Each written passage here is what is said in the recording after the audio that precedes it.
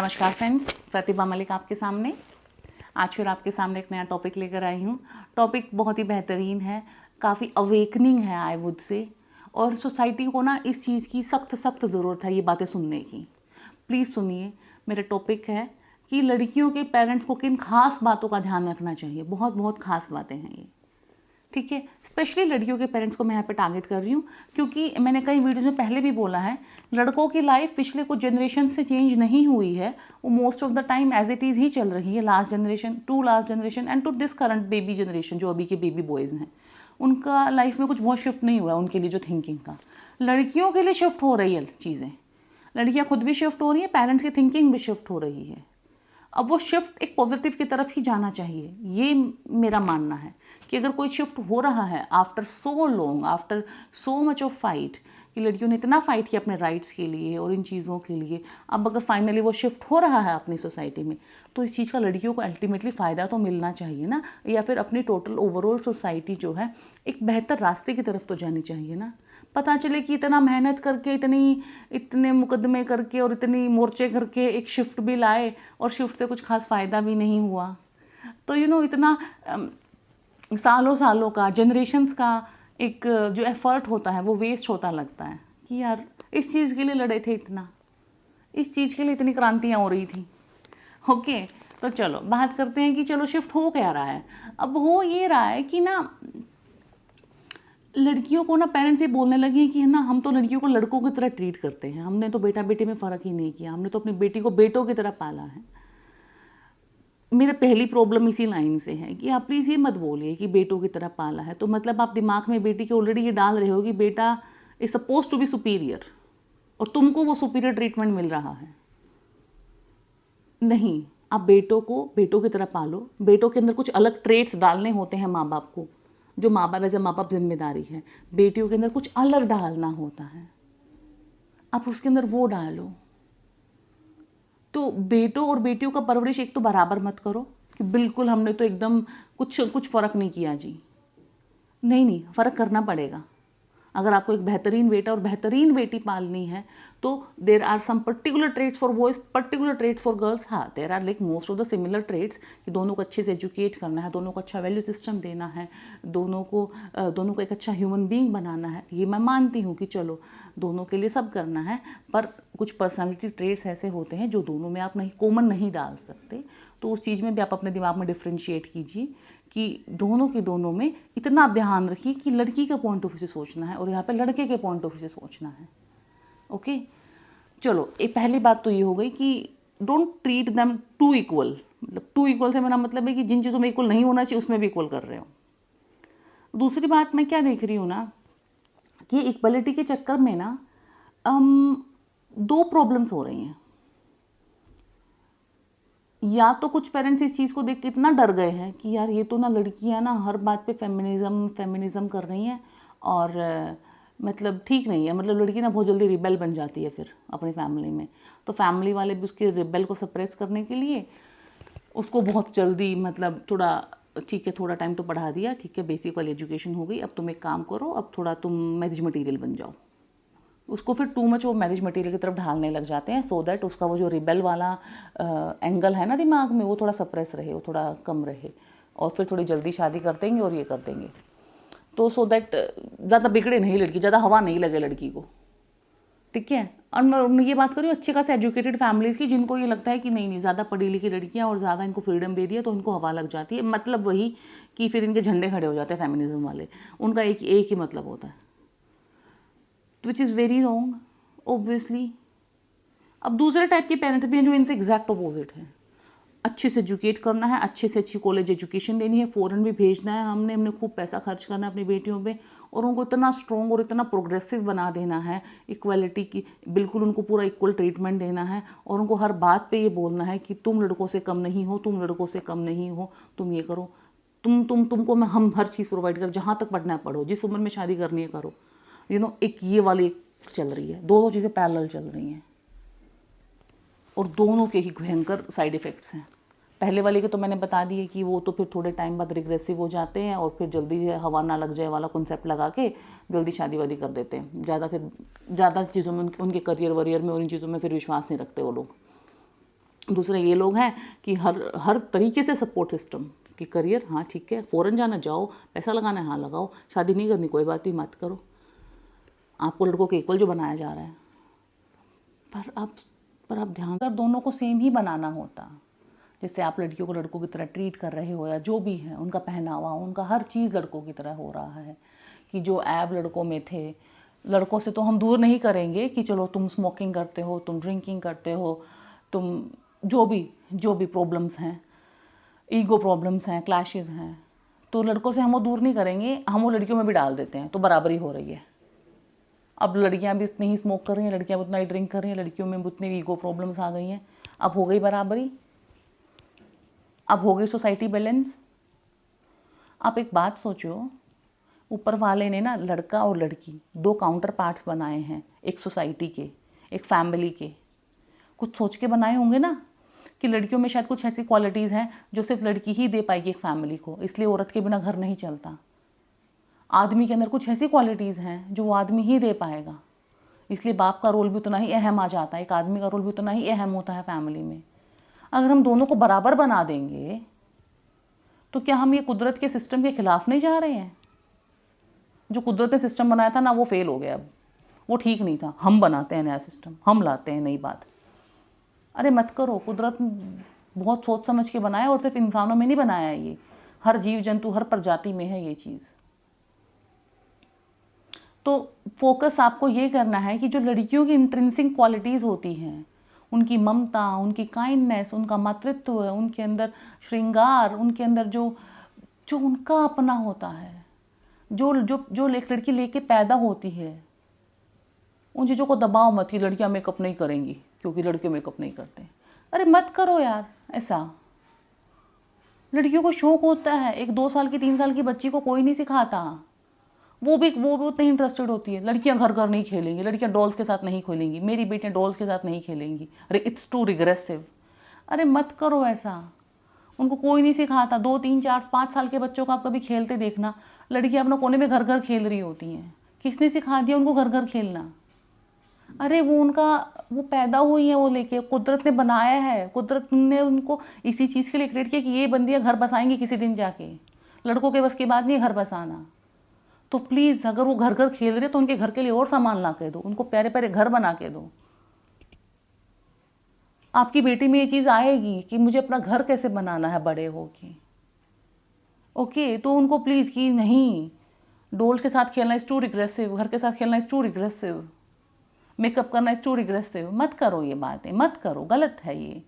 जो लड़कियों की अपनी क्वालिटीज़ आप उनको दबा रहे हो, फिर उनको लड़का बना रहे हो, फिर वो अजीब, ना वो लड़की रह पा रही है ना वो लड़का रह पा रही है, फिर वो अजीब ही हो रहा है कुछ। और अल्टीमेटली हो क्या रहा है कि जो काम आपका जो पर्पस था आपका कि मुझे अपनी लड़की को इक्वल ट्रीट करना है और मेरी लड़की जो है वो लड़कों से कदम मिला के चलेगी, वो शायद कर ले ये सब, पर in the end she will not be happy और सेटिस्फाइड, क्योंकि हमेशा उस चीज़ का उसका मुकाबला चलता रहेगा लड़कों के साथ। आप बचपन से ही आपने ये सिखाना है, तुम्हारा कोई मुकाबला है ही नहीं लड़कों के साथ, तुम पैदा ही अलग काम के लिए, भगवान ने तुमको पैदा ही अलग चीज़ों के लिए किया।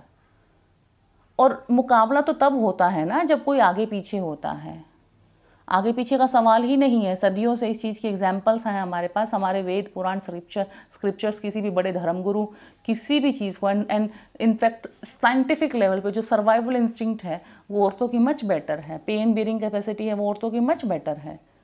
तो बराबर कहाँ से हो गए? They are already superior, they are born superior. आप कह रहे हो कि नहीं, पहले तुम जो बोर्न सुपीरियर हो गई हो ना, तुम पहले थोड़ा नीचे आओ, लड़कों के बराबर आओ, फिर तुम दोनों को सेम करेंगे हम, फिर तुम दोनों कैसे लेके जाएंगे? ये कौन सा तरीका था? ये they are born superior. Science ये बात मानती है, अपने वेद पुराण ये बात मानते हैं, किसी भी बड़े धर्मगुरु से आप ये बात करो वो ये बात मानते हैं कि औरत जाति इज मच सुपीरियर। जानवरों में भी देखो आप, जो औरत जानवर है ना, जो शेरनी है वो शेर से ज़्यादा खूंखार है, वो शेर से ज़्यादा खतरनाक है, अगर खतरनाक में ही बात आती है तो। एक जानवर में एक female part is much superior, humans में भी सेम है। तो आप उस सुपीरियर को पहले इन्फीरियर बनाओ, फिर इन दोनों इन्फीरियर सुपीरियर बराबर हो गए। अब इनको हम थोड़ा ऐसे करेंगे। Ridiculous, very very ridiculous. आपको अगर बेटी मिली है, भगवान की नियमत समझो कि मुझे ऑलरेडी एक सुपीरियर जाति मिली है इंसानों में, अब इसको मैं पहले लड़कों के बराबर लाऊं, ये गलती कभी नहीं करूँगा। ये ऑलरेडी सुपीरियर है, इसको मुझे और किसी लेवल पे लेके जाना है। लड़कों की बात ही नहीं है, लड़कों के साथ कोई कंपटीशन ही नहीं है। ओके, ये हमारे दिमाग में सोच भर दी गई है कि लड़कों से कम्पीट कराओ, लड़कों से कम्पीट कराओ। अरे क्यों कराएं हम उनसे ऑलरेडी आगे हैं। हम उनके अंदर और क्वालिटीज़ और ऐसी चीज़ें डालेंगे जिनसे उनका जो लड़कीपन है, जो उनका स्त्रीपन है, जो उनका अपना कैरेक्टर है, जो वो लेके पैदा हुए हैं, जो भगवान ने उनके लिए कैरेक्टर डिसाइड किया, हम उस कैरेक्टर को निखारेंगे। हम उनको लड़कों जैसा बनाने क्यों लग जाएं? लड़कों जैसा बनाना तो भगवान हमको लड़का ना दे देता। समझो इस बात को, बहुत बहुत गहरी बात है ये। इतना उसको इक्वल के चक्कर में ना, सीरियसली अब उसका ना लड़कों के साथ कोएग्जिस्टेंस होना मुश्किल हो गया है। अब वो एग्जिस्ट नहीं कर पाई लड़कों के साथ, क्योंकि बचपन से उसने इतना ज़्यादा ये सुना है कि ये सब फैसिलिटी लड़कों को मिलती हैं, हम अपनी लड़की को भी दे रहे हैं। ऐसा कोई लड़की को पढ़ाता नहीं है, हम अपनी लड़की को भी पढ़ा रहे हैं। हमारी लड़की फ़ौरन जाएगी, किसी की लड़की जाती नहीं है। ये सब फैसिलिटी लड़कों के लिए होती है। जो काम लोग लड़कों के लिए करते होते हैं, हम वो लड़कियों के लिए कर रहे हैं। इस चीज़ को सुन सुन के वो लड़की में ना लड़कों के लिए इतनी ज़्यादा हेट और अपने लिए इतना ही ज़्यादा, क्या बताऊँ, कि दया का भाव कि मैं कितनी बड़ी दया की पात्र हूँ, या फिर ये लगाओ कि मैंने कितना कुछ अलग ही अचीव कर लिया है जो दुनिया में एकदम इम्पॉसिबल था शायद, और मेरे माँ बाप कितने ही ग्रेट हैं। ट्रू, ग्रेट हो मतलब, क्योंकि जो आपने किया है ना वो भी बहुत लोग नहीं कर रहे हैं, बट जो आप कर रहे हो ना एंड रिजल्ट उसका भी बहुत अच्छा नहीं है। आपकी बेटी में हेट, लड़कों के साथ कोएग्जिस्टेंस में प्रॉब्लम, और अल्टीमेटली कल उसका अगर खुद का लड़का पैदा हो गया या खुद का उसको कोई बॉयफ्रेंड होगा या हस्बैंड होगा, वो कभी भी उसको उस प्यार भरी नज़र से, मतलब वो जो प्यार होता है ना दिल वाला, वो उससे नहीं देख पाएगी। क्योंकि बचपन से ना वो हर लड़ाई, हर छोटे मोटे इशू में ना उसको लड़का लड़की का भेदभाव दिखाई दे जाएगा। इसलिए हो रहा है मेरे साथ क्योंकि मैं लड़की हूँ। एवरी टाइम उसको छोटी सी भी स्ट्रगल आएगी, इसलिए हो रहा है क्योंकि मैं लड़की हूँ। अरे इतना लड़की करके उसको अपलिफ्ट मत करो कि हम तुमको अपलिफ्ट इसलिए कर रहे हैं क्योंकि तुम लड़की हो और समाज में लड़कियों को नहीं किया जाता है, एंड हम तुमको कर रहे हैं। एंड प्लीज़ ये देखो हमने अपनी लड़की को कहाँ से कहाँ पहुँचा दिया आपने डेफिनेटली, पर दिमाग उसका करप्ट हो गया थोड़ा।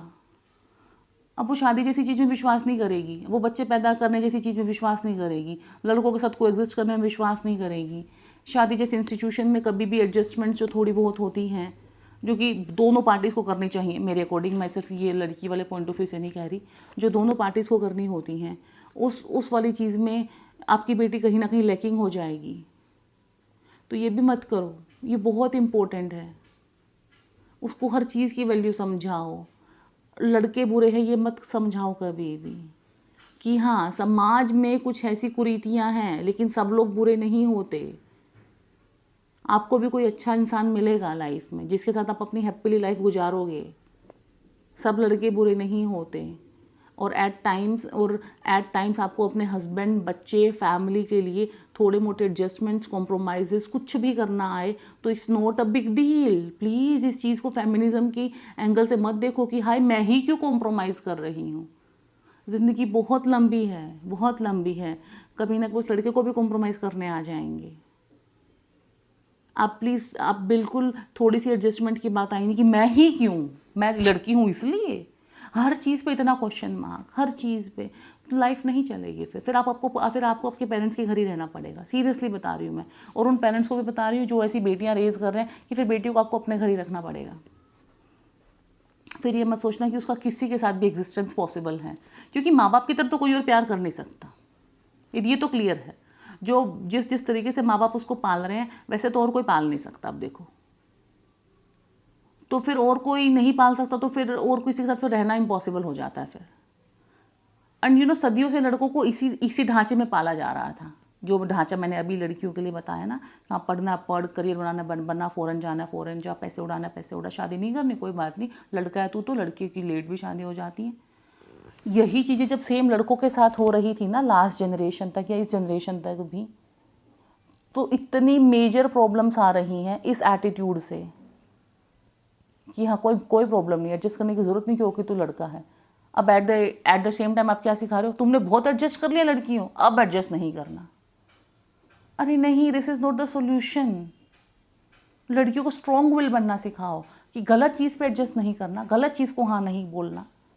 और एट द सेम टाइम लड़कों को सही चीज़ों पे एडजस्ट करना सिखाओ कि को एग्जिस्टेंस के लिए चीज़ें एक दूसरे की ऊपर नीचे होती हैं, एडजस्ट करना पड़ता है।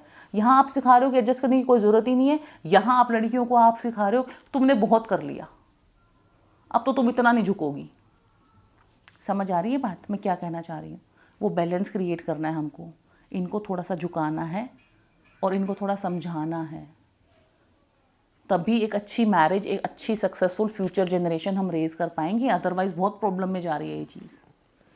देखो, अब भगवान ने ना एक जो तोहफा लगा लो, नियमत लगा लो, कुछ भी कुदरत की एक तौर तरीका है, वो ये कि पैदा तो बच्चा औरत ही करेगी, औरत ही बच्चा पैदा करेगी, ये तो बात क्लियर है।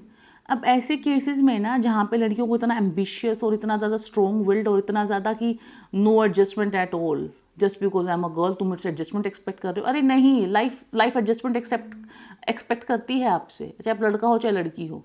हर बात में लड़की वाला एंगल मत घुसाओ। लेकिन जब बच्चा पैदा करने की बात आती है तब तो आपको ही करना पड़ेगा, डेफिनेटली 100%। अब उस चीज़ का ना मैं ये देख रही हूँ सोसाइटी में, उस चीज़ में ना बहुत लड़कियों को कर्स लगने लगी है चीज़। हमें ही क्यों पैदा करना पड़ता है, हम ही क्यों पैदा करें, कोई दूसरे ये आदमी लोग पैदा करके देखें, पता चले इनको होता क्या है, हमारा ही क्यों करियर सेक्रीफाइस होता है।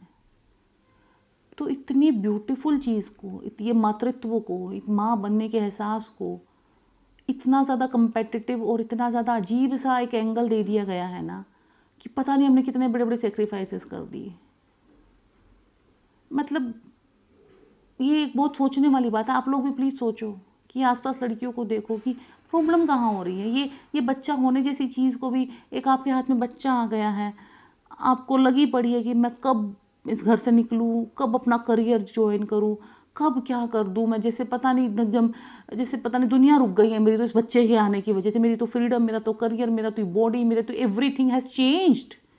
मतलब मेरी तो लाइफ में अपसाइड डाउन हो गया है। और एट द सेम इनको कुछ फ़र्क नहीं पड़ रहा, आदमियों को नहीं पड़ रहा। कुदरत ने नहीं बनाया उनको वैसा, आपको बनाया है, किसी पर्पस के लिए बनाया है। क्योंकि जो ममता, जो मातृत्व आप दे सकते हो शायद बाप नहीं दे पाता। एक फ्यूचर जनरेशन को जितना आप अच्छा लीड कर सकते हो वो शायद बाप ना कर पाता। तो कुछ सोच समझ के कुदरत ने ये खेल खेला होगा। कुदरत के खेलों को इतना क्वेश्चन मार्क मत बनाओ और उनको कर्ज की तरह मत ट्रीट करो कि हाय क्या ही हो गया है, अब मैं क्या करूं, अब तो मेरी ज़िंदगी ख़त्म। अरे 2 4 5 साल का पोज लेने में ज़िंदगी में कुछ प्रॉब्लम नहीं है। क्योंकि वो जो पोज है ना वो कोई सेक्रीफाइस नहीं है, वो एक मच ग्रेटर कोज है आपके करियर से, आपकी बॉडी से, आपकी किसी भी चीज़ से। वो जो बच्चा है ना आपके हाथ में, वो एक ग्रेटर कोज है, मच ग्रेटर कोज। अब 5 साल में उसमें जो भी कर लेते एज कम्पेयर टू 5 साल आपने बच्चा रेज कर दिया। बच्चा रेज करना is much greater cause than whatever you would have done. समझ आ रही है? और कभी सोचना इस बात को। और जो आपको what ever you would have done 5 साल बाद भी इजीली हो सकता है। और इस चीज़ को इतना ज़्यादा स्ट्रॉन्गली अपोज मत करो पेरेंट्स। प्लीज़ पेरेंट्स अपनी बेटियों को इस चीज़ के लिए प्रिपेयर करो कि ये ना तोहफा है, ये नियमत है और हम हर हाल में तुमको सपोर्ट करेंगे। अगर तुमको सपोर्ट सिस्टम की कमी लगती है, तुमको बर्डन हो रहा है बच्चा पालना, काम बहुत ज़्यादा हो रहा है, तुमको थोड़ा थोड़ा काम बैलेंस करना है, तो we are there for you. हम हेल्प करेंगे, हम बैलेंस करने में हेल्प करेंगे। पर प्लीज़ इस चीज़ को एक कर्ज की तरह मत अपने घर में या अपने मन में भी आने दो। बहुत बड़ी नियमत है ये, ठीक है। कुछ घरों में ऐसे मैंने देखा है कि ना लड़कियां जो थोड़ी टीनेज होती हैं ना, टीनेज होते ही 13 14 15 साल की जो हो गई ना, उन पे ना थोड़ा अनड्यू प्रेशर आ जाता है थोड़ा मैरिज मटेरियल बनने का। मोटी हो तो थोड़ी पतली होना शुरू कर दो, पतली हो तो थोड़े से सप्लीमेंट खाने शुरू कर दो, बाल अच्छे नहीं है तो बालों के लिए वो सब चालू हो जाता है। एंड पेरेंट्स को लगता है कि वो सब एक बहुत अच्छे तरीके से कर रहे हैं या फिर एक बहुत अच्छे थॉट के साथ कर रहे हैं कि हम अपने बच्चे की सेहत का ध्यान रख रहे हैं। ट्रू, आप रख रहे हो, पर प्लीज़ उस चीज़ का जो एंगल है वो शादी वाला एंगल मत डालो। क्योंकि मोस्ट ऑफ द फैमिलीज़ में देखा जाता है फिर शादी नहीं होएगी, फिर दहेज ज़्यादा देना पड़ेगा, इन चीज़ों से रिलेट कर दिया जाता है।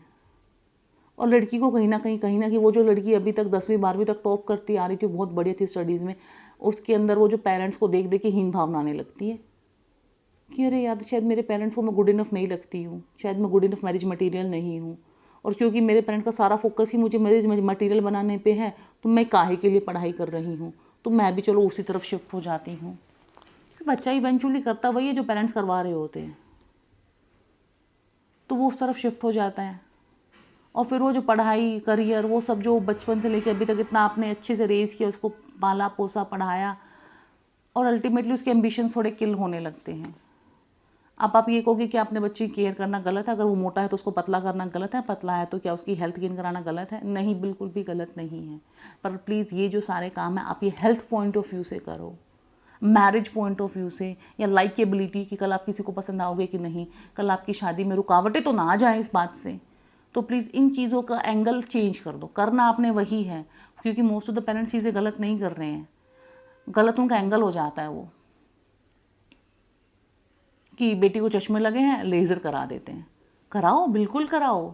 एक उसमें एक थोड़ा कॉस्मेटिक पॉइंट ऑफ व्यू भी है। चश्मा लगाना इज़ वेरी अनकंफर्टेबल ऑल्सो, सारा दिन चश्मा लगाना, ठीक है। तो उसके अलग पॉइंट ऑफ व्यूज़ भी है कि यार बहुत अनकंफर्टेबल होता है, बहुत प्रॉब्लमेटिक होता है, बिना चश्मे की ज़िंदगी नहीं चलती है, और थोड़ा कॉस्मेटिक पॉइंट ऑफ व्यू भी है। तो please go ahead for the laser. पर ये कि शादी करनी है, लेज़र करा देते हैं। आप समझ रहे हो, कराना आपने लेज़र ही है, पर एक अलग एंगल से करा दो। पेरेंट्स के लिए बोल रही हूँ मैं। आपका बच्चा आपको बहुत दुआएं देगा, और आपका बच्चा मन मन में इतना प्रे करेगा ना, सच्ची बता रही हूँ, आपकी बेटी ऐसे प्रे करेंगी, काश मैं एक दिन इनके जैसी माँ बन जाऊँ, काश इनके जैसा बाप मिले मेरे बच्चों को भी, जैसा मेरा बाप था, जिस एंगल से मेरे बाप ने मुझे रेज़ किया। वो एंगल थोड़ा शिफ्ट करना पड़ेगा आपको। आपकी बेटी ना मतलब मरते दम तक आपको जो पूजेगी ना और जो सेवा करेगी आपकी, आप भी वो भूल नहीं पाओगे। अब लास्ट मोस्ट इम्पोर्टेंट चीज़ जो मुझे लगती है, अब आपने अच्छे से पढ़ा दिया, लिखा दिया, शादी कर दी, शादी पे भी अच्छा खासा खर्चा कर दिया, दहेदान, दहेज, ज्वेलरी वूलरी जो भी देना रहता है, स्त्री धन वगैरह सब अच्छे से दिया आपने, बहुत अच्छा किया। अब प्रॉब्लम कहाँ आती है इस चीज़ में? अब आप कहोगे कि ये तो प्योर फेमिनिस्ट वाली बात है। हाँ, ये थोड़ी है, मान लो, चलो मान लेती हूँ है। अब प्रॉब्लम ये है कि पेरेंट्स इक्वल प्रॉपर्टी राइट्स क्यों नहीं देते? I mean why? आपने उसी तरीके से बेटा को पढ़ाया, उसी तरीके से बेटी को पढ़ाया, आप अपने आप में ये भी बोलते हो हमने तो बेटा बेटी में कभी फ़र्क नहीं किया, बेटों की तरह रेज़ किया है, ये है वो है। शायद उतनी ही कामयाब आपकी बेटी है, शायद इमोशनली आपसे ज़्यादा कनेक्ट भी वही करती है। कभी आपको ज़रूरत होती है, प्रॉब्लम होती है, या इमोशनली आप वल्नरेबल होते हो, कुछ भी घर में प्रॉब्लम हो रही होती है। घर में स्पेशली अगर बड़ी बेटी है, घर में की जो बड़ी बेटियाँ होती हैं, उनको तो पूरा घर का हिसाब किताब होता है। माँ बाप का वो जो इमोशनल सपोर्ट सिस्टम है वही बनती हैं। पहली बार नाना नानी भी वही बनाती हैं। तो फिर आप उनको इक्वल प्रॉपर्टी क्यों नहीं दे रहे हो? मतलब समझ नहीं आती मुझे ये बात। बहुत बड़ा मेरे दिमाग में ना ये क्वेश्चन है। आप प्लीज़, अगर किसी के पास इसका कुछ वैलिड आंसर है ना, तो प्लीज़ मुझे दीजिए कमेंट सेक्शन में, क्योंकि मैं कितनी भी रिसर्च कर लूँ, कितना भी पढ़ लूँ इस बारे में, कितना भी सोच लूँ, मुझे इस चीज़ का आंसर ही नहीं मिल रहा है कि जब कॉन्स्टिट्यूशन ने हमको इक्वल राइट्स दिए हैं, हमारे सुप्रीम कोर्ट ने दिए हैं, and India being a majority Hindu country, हमारे हिंदू धर्म ने हमको दिए हैं, हमारा धर्म, हमारा कानून, हमारा संविधान हमको इस चीज़ के राइट्स देता है कि आपको एंसेस्ट्रल प्रॉपर्टी में या आपके फादर की प्रॉपर्टी में इक्वल राइट्स हैं, तो फादर्स दे क्यों नहीं रहे हैं? और ऐसा नहीं मैं कहूँगी कि वो प्यार कम करते हैं, नहीं नहीं नहीं, बहुत लाड प्यार से पली बेटियाँ, बहुत बहुत बहुत नाजों से पली बेटियाँ जिनके बारे में बात कर रही हूँ मैं, उनको भी नहीं मिल रहा है। क्यों? ये आपको मुझे बताना है। मुझे नहीं समझ आई है इस चीज़ की आज तक, क्यों नहीं दे रहे हैं? इस क्वेश्चन मार्क के साथ मैं अपनी वीडियो ख़त्म करती हूँ, और ये क्वेश्चन मार्क आई होप आपके दिमाग में भी जाए और आप भी थोड़ा सोचें, और आपको कुछ एक शायद अच्छा सॉल्यूशन या एक अच्छी इस चीज़ में एक अच्छा कमेंट या एक अच्छी आर्ग्यूमेंट आपको मिले, तो आप प्लीज़ मुझे लिख के बताएं कि ऐसा हो क्यों रहा है। मिलते हैं नेक्स्ट वीडियो में। Thank you so much.